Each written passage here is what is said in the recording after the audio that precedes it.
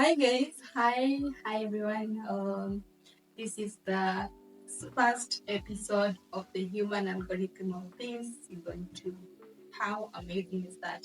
So I'm so happy. This is something that I've been working on for a very long time, and I was hoping to just bring to you completely a good work, obviously, because yeah, the Human Algorithm has its season 1. If you're new here, my name is Diana Doreen. I am a public relations and communications specialist at DPR Agency. DPR Agency is basically a communications firm that offers communication solutions to brands. That could be brand building, um, digital marketing, stakeholder management, branding, design, and everything, web development and management. Talk about that. That is what DPR is all about. So if you're into such spaces, or if you're into that, or if you're looking to get someone to do for you such things, I'm right here.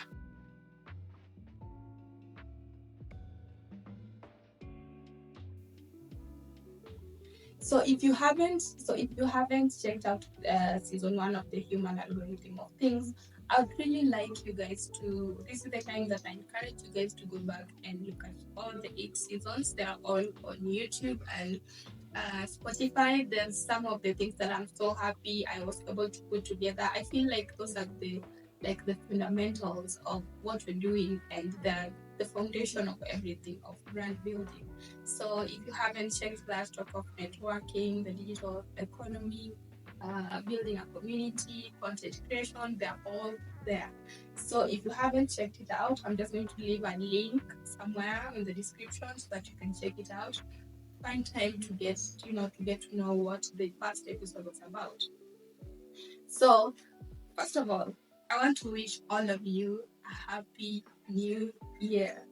We've really made the transition to 2024, and I'm so excited. I'm so happy. I'm so happy. I don't know why I'm happy. I guess it's just human nature to always feel like you're starting something new, you're starting out again, you've been given another opportunity. And yeah, it is an indication that God is not done with you, and God still has amazing plans for us in 2024. So setting the stage for 2024, we're also definitely going to start with this topic on this episode, setting audacious goals, and this is actually going to set the stage for 2024. So, if you're like me and if you have been with me through the Human Algorithm of Things season 1, you understand how I value setting goals, and how I value when we work with goal setting. Goal setting or setting objectives is like the first aspect of communications, like building any communication strategy. So definitely, I am passionate about setting goals for the year. I feel like we should have set goals in the end of 2023, because at that point we're all excited when we're just meeting and we're having all these expectations and brainstorming, expectations, and meditating upon what the year has been. And I feel like that really sets the mood for coming up with reasonable and smart objectives when it comes to starting a new year. But if you haven't come up with the New Year's resolutions, don't worry. That's why you're here. Stick around. We're going to have a fun moment here. So before we get started, I would like to invite you guys to subscribe, of course. It goes without saying. Like, if you, I'm just giving you a second to press the subscribe button and the bell as well, so that you can get notified of any new episodes, new videos that will be coming up in 2024. So when we look at the new year, we're looking at new year, new things. We are looking forward to, you know, we want to become better. We want to achieve better. We want to improve ourselves. And part of improving yourself is knowing who you are and knowing where you're going, and having the right goal that is going to push you to go to where you want to be at. So I'm just going to read for you something that I got online. It's by Vusi Pendekwayo. I hope you guys know Vusi Pendekwayo. Vusi Pendekwayo it's an amazing renowned speaker.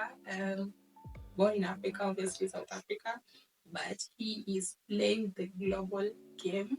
So we all aspire to reach there at one point. So I'm just going to use something that I encountered today, and I felt like this is exactly what I was going to talk about in this episode, and I'm so happy that this just came to me today morning. Yeah, that's actually what got me out of bed.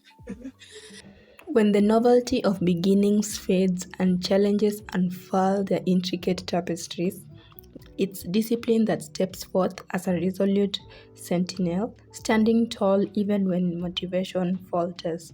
Discipline is the mentor that speaks softly yet firmly, reminding us of commitments made when the fervor of motivation had us soaring. In times of adversity, when life's unexpected storms threaten to dismantle our resolve, it's discipline that emerges as the North Star, guiding us through the darkness towards the shores of our aspirations. Discipline is the bridge between intentions and accomplishments. It's the ritualistic cadence of progress, the unwavering routine that transforms lofty ideas into concrete achievements. Motivation, while a captivating spark, can be fleeting, an ephemeral firework in the vast night sky. But discipline is the forge where determination is refined, resilience is honed, and success is cast in the fires of consistent effort. Life, in all its splendid chaos, often unfolds in ways we could never have foreseen. It challenges our plans, tests our patience, and presents us with unforeseen obstacles. In these moments, it's discipline that steps into the breach, offering a steady hand amidst the turbulence. It whispers that success is not solely determined by the times we feel inspired, but by the times we steadfastly march forward despite the lack of immediate motivation. Discipline is the bridge between intentions and achievement. So when we are setting audacious goals for 2024, we are looking at we're not just looking at being the people who have the greatest plans or the greatest everything, but we're looking at ways of being disciplined enough to achieve those goals that we've set for 2024. So there's this common phrase that I like to say: when you feel stuck, educate yourself. When you've educated yourself, take action. When you've taken action, repeat the action, like remain consistent. So whenever you're feeling stuck, and this is not, it's not really, I don't, let me break it down so that it doesn't look like it's so ambiguous or anything. Like when you feel stuck, even when you just bought, for me at least, if I've bought like a gadget to use at home, like let's say a coffee maker or something, and I've already assembled it and everything, if it needs assembling, so the next thing is just to get started using it. And if I'm stuck and I don't know where to start, yeah, I am not inclined. I will definitely not be inclined to go back to the user manual. In fact, by then I don't know where it had gone to, where it has disappeared to. The next thing I do is go online, maybe on YouTube, and check out a video that can teach me how to get used to, use it. Because there's nothing new under the sun, and anything or any problem, any obstacle, someone already out there has experienced it. So when I go online, I just find something and read about it, then take action. That is the simplest way of describing that phrase. When you're stuck, educate yourself. And educating yourself doesn't mean spending all the money on, learning institutions and everything. If you have to go to an institution to learn something, then so be it, do it. But I'm just meaning, like, if you are in the process of creating progress or making progress in your life and you feel stuck, it's time to educate yourself about the next level or where you're headed to. And then after you've educated yourself, it's just not enough to educate yourself. You don't have to be a walking Wikipedia. You now have to take action. Take action. And once you've taken the first step, a journey of 1,000 miles begins with the what? The first step. So it's time to repeat until something happens. And definitely something will happen. There's no skipping a step. So, speaking of consistency, the second reason why I am so excited about this episode is because also this actually marks today actually marks and today is actually first. Today is 1st of January. The day that I did shoot this episode is actually first, and this marks the first day of the 100 days challenge of the EPR program. I am so happy. I'm so happy that finally we get to do this and finally it's coming to, it's happening. So the EPR program, if you haven't heard of it, if you're not following us on Instagram, the EPR official Instagram account, you'll understand that the EPR program is 100 days challenge where we help brands, we help you with your brand building. It's we understand that keeping at it and remaining disciplined when it comes to content creation and when it comes to putting your brand out there sometimes can be overwhelming for a startup or for you starting out. So what the EPR program is here to do is here to hold your hands. I'm going to hold your hand through the 100 days. We're going to create content. We're going to create smart goals. We're going to measure what you're doing. We're going to make sure that you scale and you create a system that will help you to remain consistent. So that is all about the EPR program, and I will talk about more of it at the end of the video. So please stick around. We are going to unpack amazing stuff as we go along. So so I'm going to leave a link for our Instagram page so that you can also follow us on Instagram. And now moving on to today's topic, setting audacious goals. Can anyone please, just anyone, you can just leave a comment in the comment section. Can anyone please tell me if they remember their New Year's resolutions for 2023? I'm going to give you time.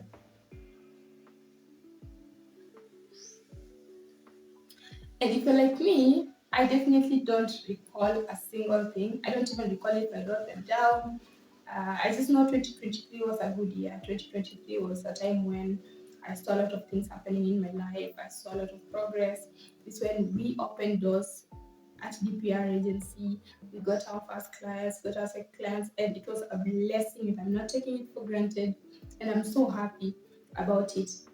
But do I remember my New Year's resolutions? Definitely not. Why? Because there were a bunch of vague things that I had put out. I can't even recall a word from that. So, when we're starting a year, there's always that, that feeling or that desire that you want to start something new, you want to start something exciting. And sometimes you forget that you're that person who maybe suffers from weak commitments and maybe you cannot focus. So we want to start this year differently. We want to start this year knowing that we're going to set out audacious goals, of course, and also apart from that, we're going to see why most of the times we don't live up to our words and we stop on the way, or we don't achieve what we really have set aside for ourselves. So, the feeling of wanting to achieve big is always there. It's inherent. Like we all have that feeling right now. Like if you ask someone right now, what are your expectations for 2024? They're going to give you amazing plans, absolutely waterproof plans that they are looking to, follow through the year. But remember, anyone can set big audacious goals. Like anyone can have these goals. Like I don't imagine anyone who wakes up every morning and saying, I want to screw my life, I want to mess up someone's life, or I want to just mess up. There's no one who wakes up with that feeling. So, as Lucy puts it, motivation is great, but motivation cannot finish a task. You have to have actions, you have to have systems that will help you move the needle at the end of the day. So we always have these sessions with my sisters, and I'd really like to mention this because it's something that the EPR program also offers. There's one thing to set goals, and one another another different experience to have a community of people that support your goal, that are working with you through this journey. So we always have these sessions with my sisters when we reflect on things, and we talk about how things are, and they're usually just spontaneous. Now that I think about it, they're usually very spontaneous, and during those sessions we talk about where we're headed, what we can do together, what we can work on together, or what we are planning to do as individuals, and then we go our separate ways and everybody goes on with their own journeys. So until the next time, yeah, we definitely meet and discuss again. So that is very important when it comes to keeping yourself accountable with the goals. Like if you say this year I want to lead a more healthier life, maybe I want to lose weight, you ask yourself, then do I have someone who will hold me accountable? Because sometimes if you're suffering from weak commitments like I used to, or like sometimes I fall into, um, sometimes you need someone to remind you and just tell yourself, put your ego aside, put your ego away, and just make things happen. Accept that you need an accountability partner. So that's what EPR provides also to brand owners. You want to do something, yes, but maybe you don't have the push to do it, because motivation is great, but you just have to do something at the end of the day.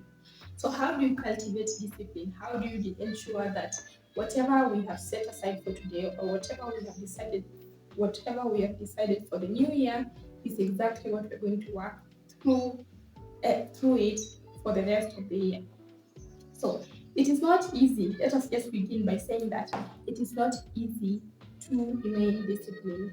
You have to first decide. For me, for example, if you're like me, I I really like to. I found this very helpful when I just wrote down my dreams. Like, this is exactly where I want to be, and this is what exactly I want to have, and this is where I want to be. This is how I envision myself, and I just created a clear picture in my mind, knowing where I am going, and that really helps me every single day to know and to understand that if I am to reach to where I'm going, then I don't have to do this, or I have to do this other thing. And it also helps you with setting smaller or short-term goals that will help you to reach there. So once you've made it clear and you know very well this is where I am going, because you cannot just work with what life offers you. You have to have, like, this is where I'm headed. So what then will limit your progress? I have identified 5 things, and these are just from my own experience, 5 things that will always definitely come and try to limit your growth. So, 5 limitations to your progress. Number one, setting unrealistic goals. Some of us are setting unrealistic goals, or having unrealistic expectations. Like, you think that just because you have a vision and just because you have a dream, that now everything should open up, the world should be ready to receive you, and things are supposed to be easy and it will just come natural. Of course it won't. And reading from Henry Ford's story, there's this book that I once listened to about Henry Ford's life, and it took him about 13 years. But when someone is on the limelight, you never see the 13 years. You only see what's happening at the moment. And even for them, they will not really be able to visualize or to explain the 13 years extensively, but we always just want to see the end goal. So have realistic expectations. Know that when you're setting goals and you're setting long-term goals, they're definitely going to take a long time. You're not just going to wake up and find that you have everything in your hands. So even the EPR program is a 3 months thing. And the main thing why we have made it 3 months is because we want to ensure that the kind of content that you're putting out for your audience, or the kind of content that you're putting out there, resonates with your audience, and you've tested it, and you know where you know your traffic source, like where traffic really comes from, and what your audience requires from you, and how you can make changes to accommodate them. So that's what setting realistic goals looks like. Like, you don't have those unexpected and those unexplained or unrealistic timelines to achieving your goals. Then the second one is relying on misinformation. So most of us come up with these goals. Most of us even come up with business ideas, but we're not working with facts. Like, we are just creating some notion. We're working in a vacuum. We're creating all these beautiful things, but we forget that the reason why people get into business is to solve real life problems. So your business ceases to be yours once you decide to create a solution that helps others. So that will determine the kind of messaging you're putting out, because it's not now about you, but it's about your audience. So if you're working with misinformation and you are always feeding on misinformation on social media or on Google, sometimes it's not misinformation per se, but I would say it's not information meant for you. So sometimes you just consume it and assume that, from this is how I'm going to do it, and you think it's going to be easy, but you're working with misinformation, and that's how it's going to ruin your goals or your progress. Then the third thing is lacking a clear path to follow. Yes, you've set an audacious goals, you've visualized where you're going to be, but now you don't have like what can I do today to get closer to where I'm going? Like you do not have that. You just have, you just daydreaming for lack of a better word. You're just daydreaming because you do not have clear steps to follow each and every day, daily, weekly, monthly, and that's a problem. You need to have like a clear roadmap and say what is the next right thing to do. So if you do not have a clear path to follow, it means you're not living in the moment, and that is very important. You have to live in the moment and know that today I'm not even thinking of tomorrow. I just have today. God has given me today. Then what can I do with what I have today? What can I do with the resources I have today? What can I do with the people I have today? Everything that you need is handed over to you. Then I think this is the fourth. The fourth point is the fear of failure. Let's leave failure aside and talk about fear. Fear. You fear people would say, look at this. People would think you're a phone. You fear that people would talk about you. Fear that people would that you fail in front of them. You know, the fear thing, the fear aspect of things that makes you not to do anything, makes you not to try out new things, is because the devil instills fear in us. And the moment I understood that fear only comes from the devil, being a Christian, it changed the way I look at fear. And sometimes I fear doing things. Sometimes I fear pressing the publish button. Sometimes, but I would ask myself, where is this fear coming from? Fear is brought about by the devil. Because if you're reading your Bible and you're reading it as you should, you understand that there are so many places that talks about do not fear, do not be afraid. That's why God did not give us a spirit of fear, but God is always going to be with us because God has conquered the world. So there's nothing to fear actually. Fear is just an illusion in your mind that the devil implants so that you're limited, and it paralyzes you and you cannot do anything.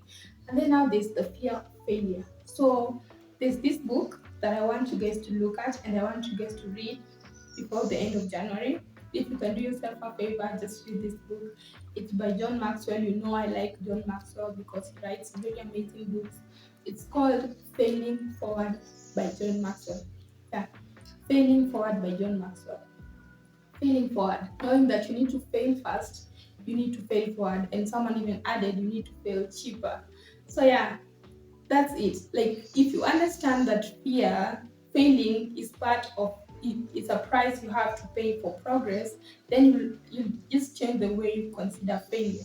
And also he talks about the fact that sometimes you need to separate yourself from failure and say, I am not a failure, I have just failed at doing this. So you now look at it from a different perspective, knowing that you're not the failure. Like you yourself are perfect, you yourself are worth it.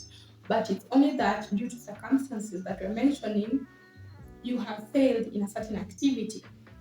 And then you also have the last one, which is comparison, the ultimate killer of joy. So if you're comparing your journey with someone else, you will face a lot of fear, and you'll feel like, there's no point of me doing this because a million people already are doing it, and you will not have the right perspective or the right way of looking at things because you want to compete with everyone. You don't want to compete with your past self. So you're always looking at what this other person is doing, how this other person is succeeding, and you're forgetting that our journeys are different and no two people can live the same kind of life in this world. Like we are all given a different purpose in life. So yeah, so five uh, those are the five limitations to progress: setting unrealistic goals, relying on misinformation, lacking a clear path to follow, the fear of failure, then comparison. Then what else? Now, what can we do to overcome this?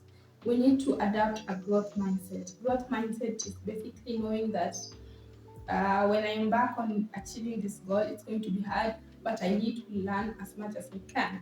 And you move in as you learn. Like you're open to new suggestions, you're open to new ideas, you're open to learning new things every day. So when most people are pushed, I'd really like to say this. Most of us are pushed by life circumstances. Maybe you became a mom early, or maybe you like whatever circumstance you have, like people, there are those people who are pushed by life. You're pushed by life to do things, and sometimes life has to, because if you can't do it for yourself, if you're not a person who takes initiative, then life has to push you to do something, because life wants you to survive, to live through all the biological process. So don't be that person who waits for things to be handed to you. Don't accept things to be handed to you. Just ask yourself, does it align with my long term goals? At the end of the day, life is too short to live with regrets, live thinking, wishing that you had things better. There are those people who had it better than you, but they haven't reached anywhere. And yet there are those people who had it worse than you, but they have taken what they had and they have gone forward irregardless. So you should just be that person who takes initiative. Take initiative. Start by doing small things. Start by doing small things that you ignore every day, like sitting and enjoying, just being in the moment, enjoying your coffee or enjoying your tea in the morning without really thinking so much about where you're going to get what and all that, because God already has provided. And adulting is about taking initiative. Adulting is about doing stuff. Adulting is about doing stuff, not because they are easy to be done, but they have to be done. You see? So be that person who takes initiative and then believe in your abilities. At the end of the day, it matters so much. Nothing really matters if you don't believe it. If you don't believe that good things are supposed to happen to you, then you're actually chasing them away. Like if you don't believe that you deserve to be in this next level, or you deserve progress, or you deserve the best things in life, then nothing will happen. It starts with the mindset. What's inside is what is replicated outside. So if you don't believe that you deserve this opportunity, then that opportunity won't be handed over to you. So you have to believe in your abilities, believe that you're worth it, and believe that you serve a God that is a living God and suspends the earth in nothing. And then separate your emotions from your actions. That is the biggest challenge for us young people. When you fail, you kind of want to judge yourself a million times. Separate your emotions from your actions. When you say, I'm going to do this every day, your emotions begin to play with you and tell you that you don't have to do them. Like you need to rest. Like you need to go hang out with friends, which is not a problem, which is not bad. But if you have said that this is what is going to move the needle for me, then don't let emotions take over. Emotions are the easiest way to get things all jeopardized and just you falling apart. Be adaptable to change. There's nothing, I was told by one amazing person that the only thing that is constant in the only thing that is constant in life is change. So be that person who's adaptable to change. Look at what happened to Nokia or Motorola. You don't want to be that kind of brand. You want to be that person who adapts to changes where it's relevant. And listening, you have to listen to what your kind of audience wants so that you can avoid falling behind. So I hope up until now, I hope you like the video. I hope this video has helped you in one way or another. And like I promised, I said I'll talk more about the EPR program. So the EPR program is basically educate yourself, practice, and repeat. So what we're going to do, we're going to teach you how to do your digital or your communication strategies or your marketing strategies for 2024. If you haven't started, this is a great program for you. If you're hoping to revamp, this is a great program for you. Or if you're just hoping to learn more about, putting your digital, if you're looking to learn more about putting your brand online, it's a great program for you because every week we'll be talking and discussing a few things, answering questions, and moving forward. Like I said, one of the problems that limits you from making progress is relying on misinformation. So a lot of small businesses suffer because they do not know the right, or they're not following the procedures that are needed when it comes to digital marketing or when it comes to communications or brand building. So there's a difference between a brand and just another shop that is opened, across the streets. There's a difference with that, and how you handle your brand is different from how people run their, Me Too businesses. Like the Me Too businesses are those businesses that do not really have any unique story behind them, or people have just decided to do things the way casually. You're not really looking to cause any disruptions. Yeah, so if you are a person who's running a brand or who's building a brand, you need to understand that there's a way that you handle things and there's a way that you communicate your brand to the public. So that's what the EPR program is about. So if you're looking to learn more about brand building, looking to learn more about communication, the digital economy, that's what you are about. In fact, this week we're talking about setting smart goals. Like how do your goals resonate with your business operation or your business goals? Like how does your marketing strategies align with your business goals? So those are the things that we're talking of, that we're going to look at this we're going to look at this week. So yeah, so that marks the end of this podcast. If you liked it, I'd like you to give it a thumbs up. I'd like to hear from you. Let me know what you think. Let me know what you like. And also in the human algorithm of things season one, I would like to know which one was your favorite episode and why. For me, it is definitely the last episode because I feel like the last episode wrapped it all up and made sense why we had to go through all the other episodes. Thank you so much, guys, for tuning in, and thank you so much for listening to me. And I'd like to wish you a happy new year and see you in the next episode. Transform this place into an actual office. Like this place has, some great ambience going on. Let me just show you guys. So when you can see my neighbor is just outside.